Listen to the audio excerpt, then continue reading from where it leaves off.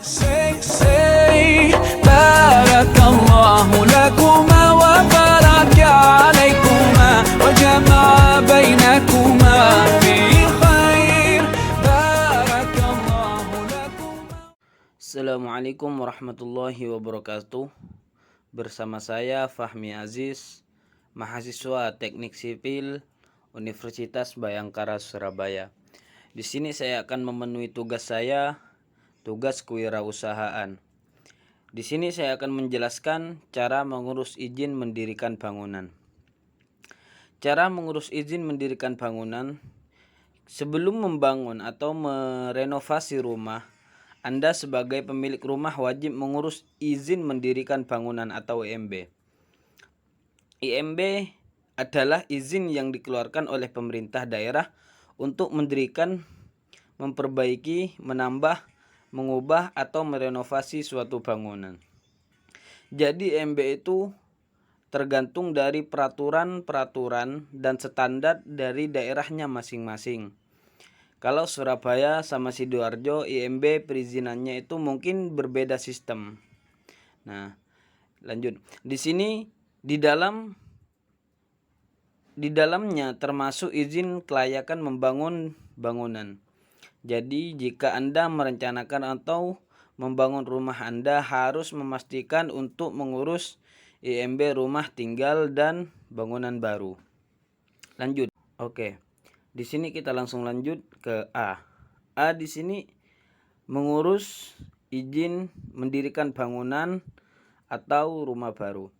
Syarat yang harus disiapkan untuk membangun pengurusan IMB bangunan rumah baru yaitu: pertama, syarat administrasi.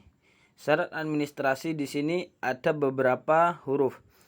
Huruf A, formulir pembayaran izin IA atau IMB rumah tinggal yang sudah diisi dan ditandatangani di atas materai RP 6000. Huruf B, fotokopi bukti kepemilikan tanah. Untuk surat tanah perlu dilampirkan juga surat pernyataan bahwa tanah yang dikuasai atau dimiliki tidak dalam sengketa.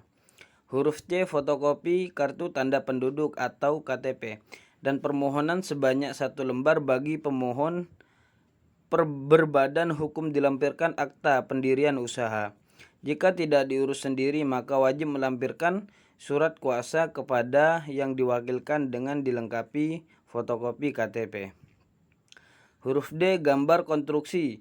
Gambar konstruksi di sini harus jelas, minimal 7 set, terdiri dari denah, tampak muka, samping, belakang, dan rencana utilitas.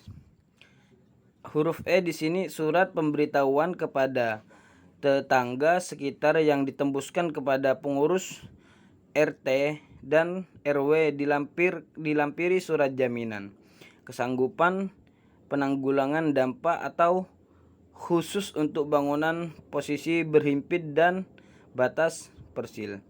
Huruf F, bukti pelunasan pajak bumi dan bangunan PBB terbaru. Huruf G, surat perjanjian bangunan lahan jika tanah bukan milik pemohon IMB.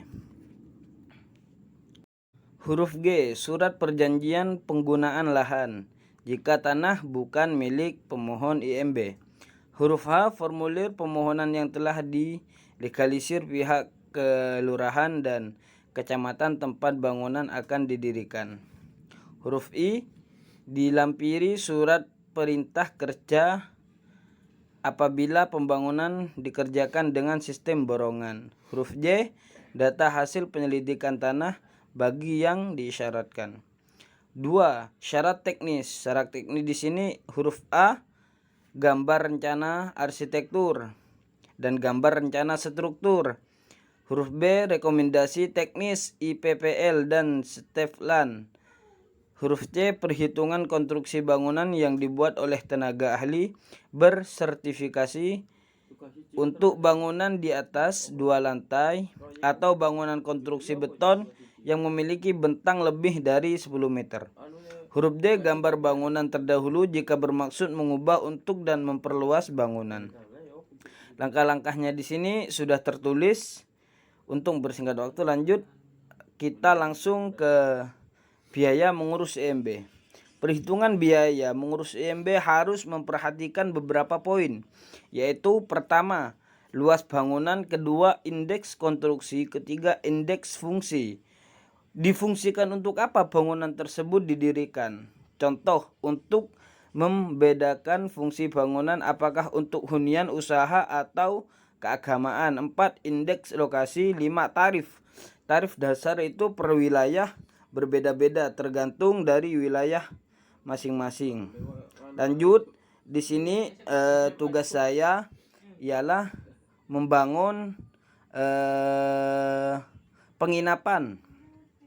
Penginapan di sini lantai 1, denah lantai 1 sudah ada, denah lantai 2 sudah ada.